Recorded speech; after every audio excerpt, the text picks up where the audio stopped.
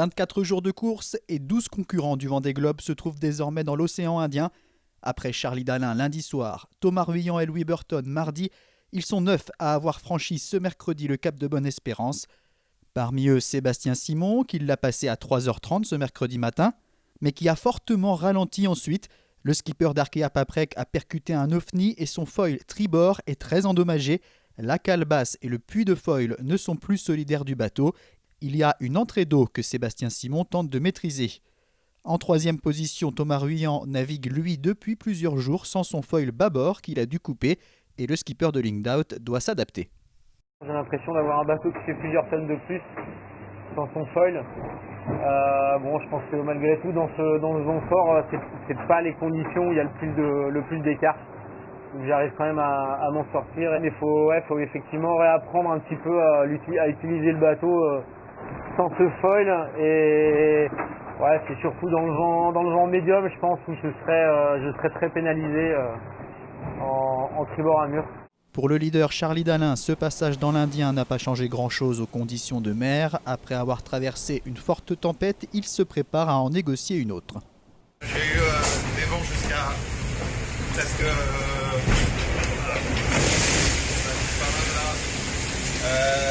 des rafales proches de 50 nœuds.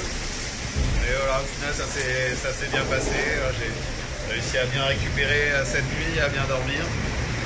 Et là aujourd'hui, on va faire un peu ambiance champ de bosse. La naveuse n'est pas passée. Du coup ça tape, ça bouge, ça tape dans tous les sens.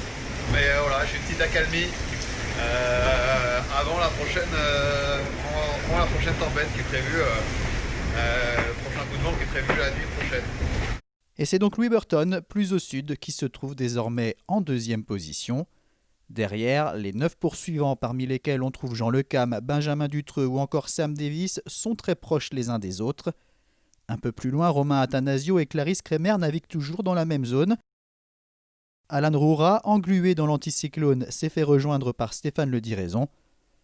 Que ce soit dans l'océan Indien ou dans l'Atlantique, tous les skippers sont ou vont bientôt être dans des conditions difficiles, musclées, avec une mer souvent hostile.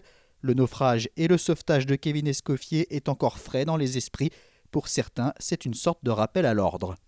Je pense que tous on est un peu stressés pour cette histoire parce que être ici au 42e sud et savoir qu'il y a un copain qui a son bateau plié en deux,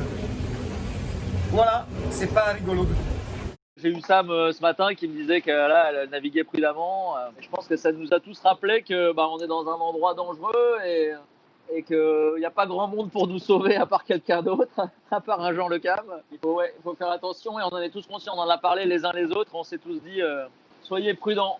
On y pense inconsciemment, je pense qu'on lève un tout petit peu le pied. Ça nous alerte aussi sur le fait que on est dans des mers qui sont compliquées à gérer, qui sont dures pour les bateaux. Armel Tripon, lui, a filé à toute vitesse le long de l'anticyclone de Sainte-Hélène. Il a été le plus rapide de la flotte sur les dernières 24 heures.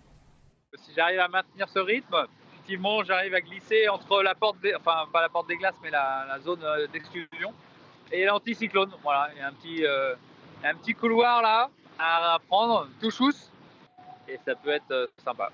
Au classement de 15h ce mercredi, Charlie Dalin en tête avec un peu plus de 250 000 d'avance sur Louis Burton et Thomas Ruyant. Le groupe de poursuivants entre Sébastien Simon 4e et Isabelle Joschke 12e se tient en 160 000. Alex Thompson, toujours classé en attendant son abandon officiel, a pris la direction de Cape Town en Afrique du Sud.